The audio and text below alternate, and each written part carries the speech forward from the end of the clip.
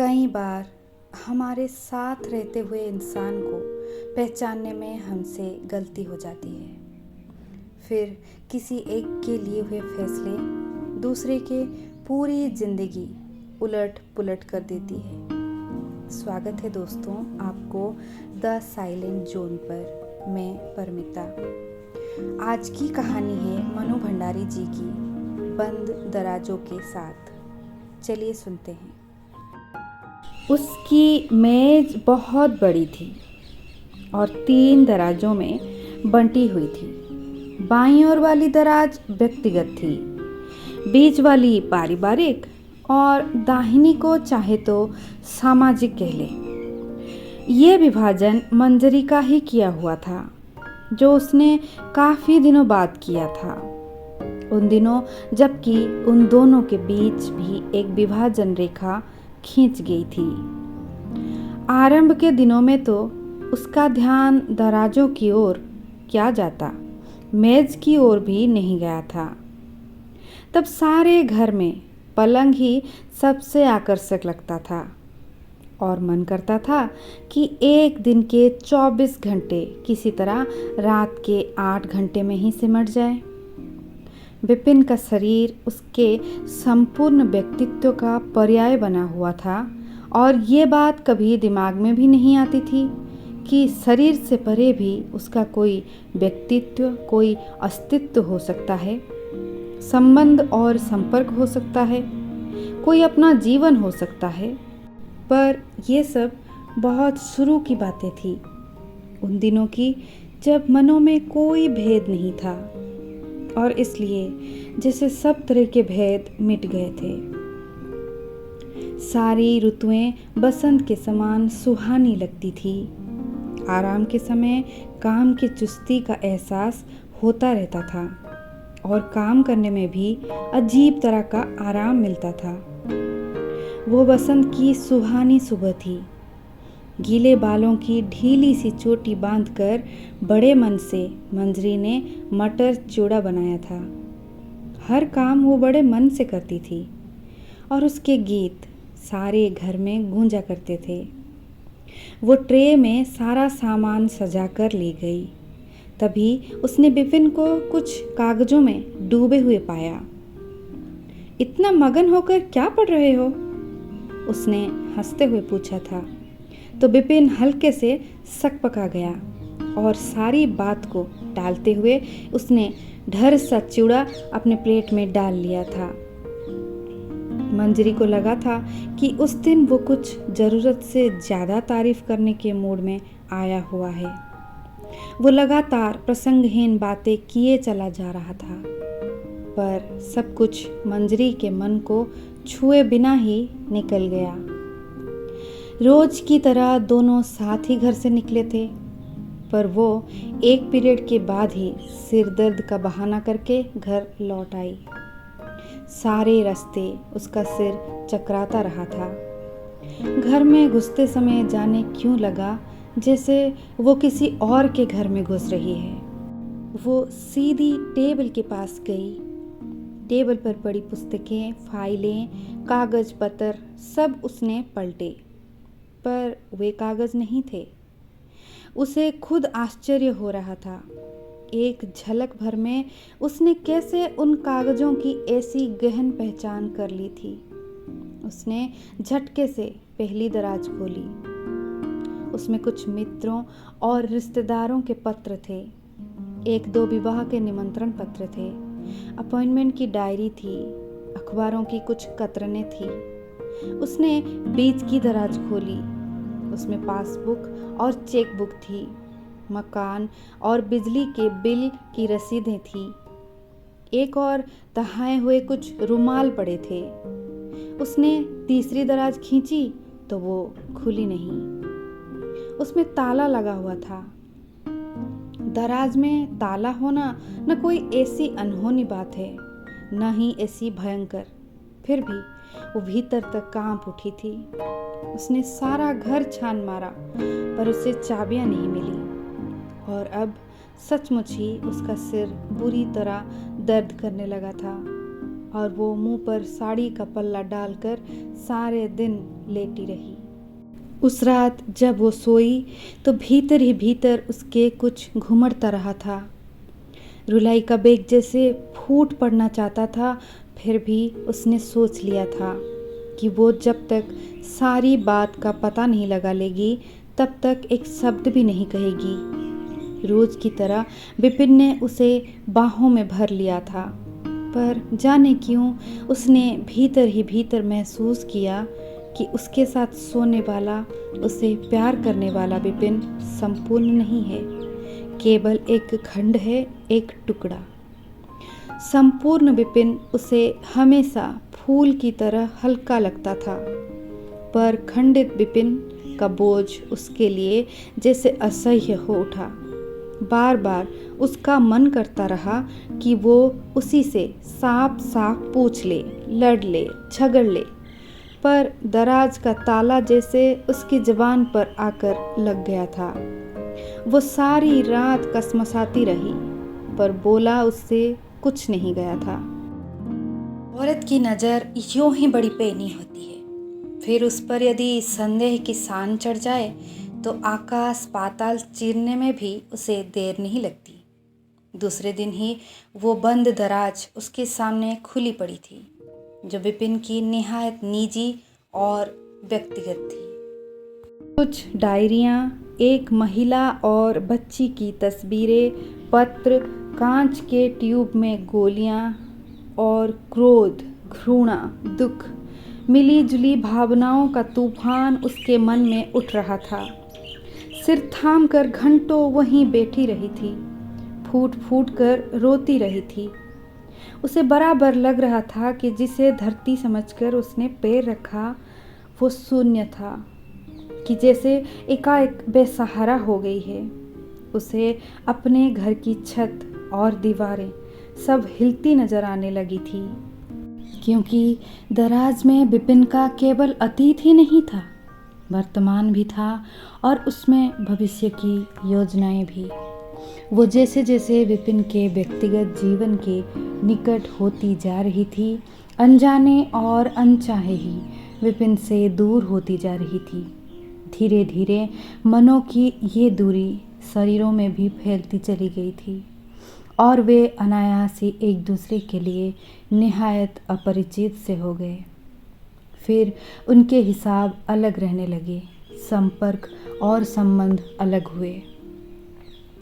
दोनों के पास अपने अपने तर्क थे और दोनों ही इस बात को अच्छी तरह जानते थे कि ये तर्क उन्हें कहीं नहीं ले जाएंगे।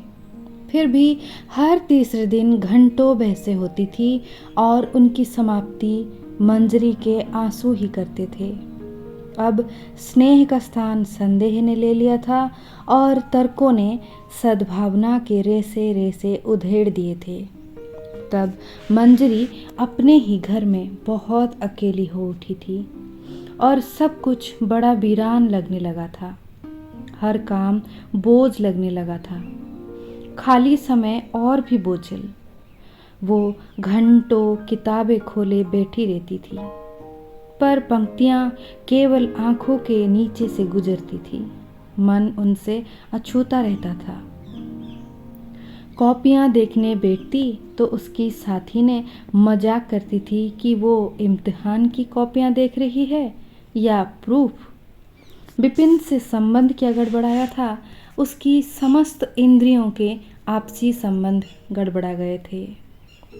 वो घर के सारे खिड़की दरवाजे खुले रखती थी, फिर भी लगता था कि साफ हवा के अभाव में घर की हवा धीरे धीरे जहरीली होती जा रही है और कोई है जो उसके देखते देखते मरता जा रहा है। वो न उसे बचा सकती थी और न ही निर्दयतापूर्वक मार सकती थी। यूं भीतर ही भीतर वो तरह तरह के संकल्प करती थी, पर उसने उन्हें कभी विचारों से आगे नहीं बढ़ने दिया, क्योंकि घर में बहुत जल्द ही एक तीसरा प्राणी आने वाला था। उसने उसके और अपने दुर्भाग्य को साथ साथ ही कोसा था, पर इसके बावजूद मन में कहीं एक हल्की सी आशा झांकने लगी थी। शायद ये अनागत ही उनके बीच में कहीं सेतु बन जाए। पर साल भर के भीतर ही भीतर उसने अच्छी तरह जान लिया कि इस युग में आशा करना ही मूर्खता है, क्योंकि आज जिंदगी का हर पहलू, हर स्थिति और हर संबंध एक समाधानहीन समस्या होकर ही आता है, जिसे सुलझाया नहीं जा सकता, केवल भोगा जा सकता है, जिसमें आदमी निरंतर बिखरता और टूटता चलता है, और वो भी 2 साल तक और बिखरी और टूटी थी। विपिन मन में कहीं हल्का सा आश्वस्त महसूस करने लगा था कि मंजरी ने शायद उस सब को स्वीकार कर लिया है, कि शायद अब वो कटेगी नहीं। पर ऐसा हुआ नहीं। शादी की 5वीं सालगिरह थी। वो दिन अपने सारे अर्थ खो चुकने पर भी दिन तो बना ही हुआ था। यूं उस दिन न चाहने पर भी वो अपने को बहुत दुर्बल महसूस करती थी। उसकी यातना कई गुना बढ़ जाती थी। पर इस बार उसने वैसा कुछ भी अनुभव नहीं किया और बड़े आग्रह से विपिन को कहा कि वो उसे संध्या के 5 बजे ला बोहिम में मिले। ला बोहिम का अंधेरा कोना, आसपास के मेजें खाली थी और अपनी मेज पर लटकती बत्ती को उसने बुझा दिया था। अंधेरा होने के साथ ही मंजरी के मन में एक क्षण को ये बात आई थी कि आज के इस अंधेरे से ही वे चाहे तो अपनी ज़िंदगी में कितनी रोशनी ला सकते हैं।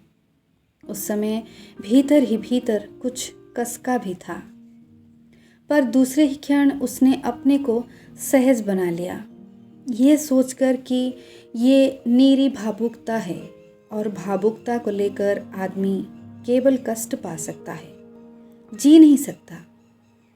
मंजरी जीना चाहती थी, अपने लिए और अपने बच्चे के लिए।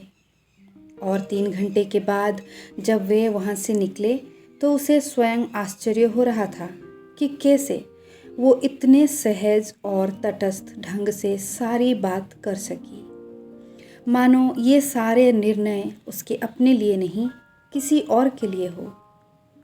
वो खुद जानती है कि औरतें कभी पूरी तरह तटस्थ नहीं रह सकती, खासकर ऐसे सांघातिक क्षणों में तो वे बात भी नहीं कर सकती, केवल रो सकती हैं, झार झार रो सकती हैं। उससे भी ज़्यादा आश्चर्य उसे तब हुआ था जब अपने निर्णय को व्यावहारिक रूप देने के लिए वो अपना सारा सामान बटोरकर 2 महीने की छुट्टी ले दिल्ली से विदा हुई थी। विपिन ने बच्चे को बहुत प्यार किया था और एक बार उसे भी, फिर बहुत ठंडे स्वर में कहा था, मैं दिल्ली छोड़ दूंगा। इस सब के बाद मुझसे यहाँ रहा भी नहीं जाएगा। तुम शायद यही लौट कर आना पसंद करोगी, इस घर को अपने नाम ही रहने दो। मंजरी तब तक ये तय नहीं कर पा रही थी कि उसे कहाँ रहना है, क्या करना है। केवल एक विश्वास था, जिस सहज ढंग से वो सारी स्थिति से उबरी है, उसी तरह नई जिंदगी का रास्ता भी खोज लेगी। फिर भी उसने घर अपने नाम ही रहने दिया। मानसिक तनाव के ऐसे विकट क्षणों में भी उसकी व्यवहारिक बुद्धि कुंठित नहीं हुई। तभी उसे लगा कि विपिन से ब्याह करके आने वाली मंजरी पूरी तरह मर चुकी है। ये तो उसकी लाश से पैदा हुई दूसरी ही मंजरी है। ऐन मौके पर बहुत बड़ा नाटक होने की संभावना थी। बच्चे को लेकर कुछ हो सकता था, पर कुछ नहीं हुआ। ऊपर से बड़े सहज ढंग से कुछ औपचारिक से वाक्यों का आदान प्रदान हो रहा था और भीतर से मन भरे हुए थे। ट्रेन प्लेटफॉर्म और प्लेटफॉर्म पर खड़े विपिन को पीछे छोड़कर आगे बढ़ गई थी। अब सब कुछ मंजरी ने सूखी आंखों से ही देखा था। जब सब पीछे छूट गया तो भीतर से एक गहरी निश्वास निकली थी, शायद मुक्ति की। अपने ही शरीर का फोड़ा जब सूख जाता है तो मरी हुई खाल को शरीर से खींचकर अलग करते समय जैसी भावना आती है, कुछ कुछ वैसी ही। 2 महीने बाद वो उसी घर में लौटी थी। सबने उसे देखकर पूछा था कि क्या वो बीमार रहकर आई है। वो बहुत दुर्बल लग रही है, उसका चेहरा सूखा और काला हो गया है। उसे स्वयं महसूस होता है, पर उस सब से कुछ अंतर नहीं पड़ता है। उसने वहां आकर सबसे पहला चश्मा लिया, क्योंकि उसकी आंखें एकाएक ही बहुत कमज़ोर हो गई थी। घर ज्यों के त्यों था, केवल वे सब चीज़ें वहाँ से हटा दी गई थी जिनके साथ विपिन की स्मृति लिपटी थी। वो मेज़ भी, मेज़ वाला वो कोना खाली रहने पर भी उसके मन में भय और वितृष्णा की मिली जुली भावना पैदा किया करता था। वो विपिन से मुक्त होकर भी जैसे उस मेज़ से पूरी तरह मुक्त नहीं हो पा रही थी। घर के बचे हुए सामान पर धूल की परतें जमी हुई थी। एक दिन तो वो उस घर में कुछ भी नहीं कर पाई, पर दूसरे दिन ही वो सफाई में जुट गई। विपिन का कोई भी चिन्ह वहां नहीं था, सिवाय 1-2 भरे हुए एश ट्रे के। एक बार उन्हें खाली करते समय जरूर उसका हाथ कांपा था। घर साफ हो गया, फिर भी उसे बराबर लगता रहा कि एक ही बड़ी परिचित गंध है जो उसमें बराबर बनी हुई है। वो किधर भी जाए, कहीं भी रहे, उस गंध के एहसास से मुक्त नहीं हो पाती थी। तब उसने घर के सारे खिड़की दरवाजे खुले रखने शुरू कर दिए थे, बाहर की साफ हवा, धूप आने के लिए। धीरे धीरे उन खुले दरवाजों से हवा और धूप के साथ साथ अनेक तरह की गंध, अनेक चेहरे और अनेक नजरें भी झांकने लगी थी। कुछ तरस लिए और कुछ आत्मीयता लिए। उसके साहस की प्रशंसा भी की जाती थी और कभी कभी जवान से ये समाचार भी दिया जाता था कि विपिन को किसी बच्ची और महिला के साथ देखा है। विपिन के लिए स्वर में भर्त्सना रहती थी, पर उसे न अपनी प्रशंसा छूती थी, न विपिन की भर्त्सना। पहले साल परिचित और नए चेहरों की संख्या काफ़ी बढ़ी थी, फिर धीरे धीरे घटने लगी। हमदर्दी के लिए बात पुरानी हो चुकी थी और उन्हें लगता था कि वे अपना फर्ज अदा कर चुके हैं। सिर्फ एक चेहरा था जो निरंतर बना रहा और घर में बहुत भीतर तक प्रवेश कर गया, पर मंजरी किसी प्रकार की हड़बड़ी में नहीं थी। हाँ, इतना जरूर हुआ कि एकाएक उसे बहुत बहुत अकेलापन लगा। नौकरी बोझ लगने लगी और जीवन नीरस। कभी कभी वो अकेले क्षणों में सोचती कि नहीं, वो अब जिंदगी की राहों को बदलेगी नहीं। जिस तटस्थता से उसने सब कुछ झेला और अपने को टूटने नहीं दिया, उससे उसे लगने लगा था जैसे वो बहुत बड़ी हो गई है, मैच्योर हो गई है। उस उम्र में ये सब शायद उसके लिए संभव नहीं होगा, पर जब भी वो चेहरा करीब आता, अनायास ही उसकी उम्र के 10 साल कहीं चले जाते। और तब वो सोचती कि नहीं, कहीं कुछ नहीं बिगड़ा है। दिनों ने गुजरकर उसकी उम्र की संख्या में जरूर वृद्धि कर दी है, पर भावनाएं तो आज भी अछूती ही है। जिंदगी के वे सुनहरे दिन जब उसे अपनी भावनाओं को खर्च करना था, मरे हुए संबंधों की लाश ढोने में ही बीत गए। फिर भी उसने 3 साल तक कोई निर्णय नहीं लिया। उसने सोचा था, केवल सोचा ही नहीं था, चाहा था। बहुत सच्चाई और ईमानदारी से चाहा था कि जैसे वो विपिन के संबंध से उबर गई थी, इस अकेलेपन से भी उबर जाए। पर उसने पाया कि वो अपने सहारे अपने अकेलेपन से लड़ने की कोशिश कर रही है। उसे खुद महसूस हुआ कि असीत के प्रति उसका व्यवहार कहीं असंतुलित होता चला जा रहा है। लोगों ने उसे दबी दबी जबान से सलाह दी थी कि उसे असीत को हॉस्टल भेज देना चाहिए। पहले वो बराबर विरोध करती रही थी, कुछ आर्थिक कारणों से और कुछ इसलिए कि उसे भेजकर वो स्वयं कितनी अकेली रह जाएगी। पर फिर उसे खुद लगा था कि वो अपना अकेलापन ख़त्म करने के लिए बच्ची का सारा भविष्य ख़त्म कर दे रही है। तब उसने 2 निर्णय एक साथ लिए थे।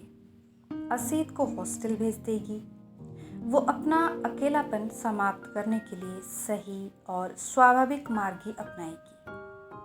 उसे इस बात पर खुशी भी हुई थी और हल्का सा गर्व भी। स्थिति के बहुत अधिक बिगड़ने से पहले ही वो एकाएक तटस्थ होकर चीज़ों को उनके सही रूप में देख लेती है और फिर उन्हीं के अनुरूप निर्णय भी ले पाती है। दिलीप अब साथ आ गया था और इसलिए ज़िंदगी के 10 वर्ष एकदम चले गए थे। घर बदल गया था और बिल्कुल नए ढंग से सजाया गया था। नए घर की साज सज्जा में हमेशा कुछ न कुछ गुनगुनाते हुए वो काम किया करती थी। नौकरी उसने छोड़ दी थी क्योंकि साथिनों की नज़रों में झांकती हिकारत उसे बर्दाश्त नहीं होती थी। वैसे भी इस काम से वो बहुत उब चुकी थी। अब दिसंबर की सर्दी में सारी रात किसी की बाहों में गरमाए रहने के बाद जब उसकी आलस आंखें खुलती तो सामने के ड्रेसिंग टेबल पर उसे अपनी प्रसाधन की अनेक चीज़ें सजी हुई दिखाई देती थी। 6 माही इम्तिहान की कॉपियों का गट्ठर नहीं। मन बहुत हल्का और आश्वस्त हो जाता था। छुट्टियों में असीत घर आया था। दिलीप को वो बराबर घर में देखता रहता था, सो मंजरी को दोनों को परिचित करने वाला संकट नहीं झेलना पड़ा। असीत के आने से मंजरी बहुत प्रसन्न थी और उसे समझ नहीं आता था कि उसे क्या खिलाएं, कहाँ घुमाएं। दिलीप के जाते ही वो उसे लेकर निकल जाती। दिसंबर की सुहानी धूप सारी दिल्ली को बेहद सुहाना और उत्फुल्ल बनाकर सड़कों मैदानों पर फैली रहती थी। शाम को वे लौटते तो दोनों के हाथों में असीत के फरमाइशी पैकेट होते थे। छुट्टियां समाप्त होने पर असीत लौटने लगा। उसके स्कूल के बच्चों का पूरा ग्रुप था। स्कूल से 6 महीने का बिल भी आया था।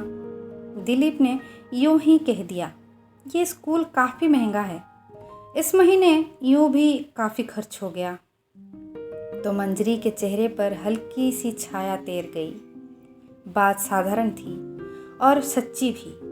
असीत दिलीप का बच्चा होता तब भी वो ये बात कह सकता था, पर असीत दिलीप का बच्चा नहीं था और क्योंकि संदर्भ दूसरा था इसलिए बात का अर्थ भी दूसरा हो गया। दिलीप ने शायद स्थिति को भांप लिया और सारी बात को सहज बनाने के लिए कहा, क्या ज़माना आ गया है, हम इतना पढ़ लिए पर ऐसी लंबी चौड़ी फीस कभी नहीं दी। पर बात फिर भी शायद सहज नहीं हो पाई थी। मंजरी को पहली बार अपनी नौकरी छोड़ने पर अफसोस हुआ और उसके बाद धीरे धीरे फिर उस घर में एक अदृश्य मेज उभर आई थी। पर वो मेज दिलीप के कमरे में नहीं, मंजरी के कमरे में आई थी और वो 2 दरवाज़ों में बंटी हुई थी, एक व्यक्तिगत, एक पारिवारिक।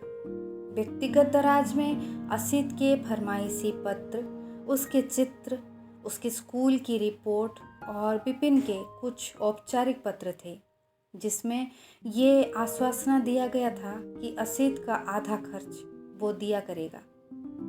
और मेज का वो विभाजन फिर पहले की तरह मन और शरीरों में होता हुआ सारे घर में फैल गया था। बाहर से कहीं कुछ नहीं था, न बातचीत में, न व्यवहार में, पर अनजाने और अनचाहे ही भीतर से जैसे मन बट गए थे, जिंदगी बट गई थी। इस बार हालांकि प्रसंग और स्थितियां दूसरी थी, पर बंटने की पीड़ा वही थी, वैसी ही थी।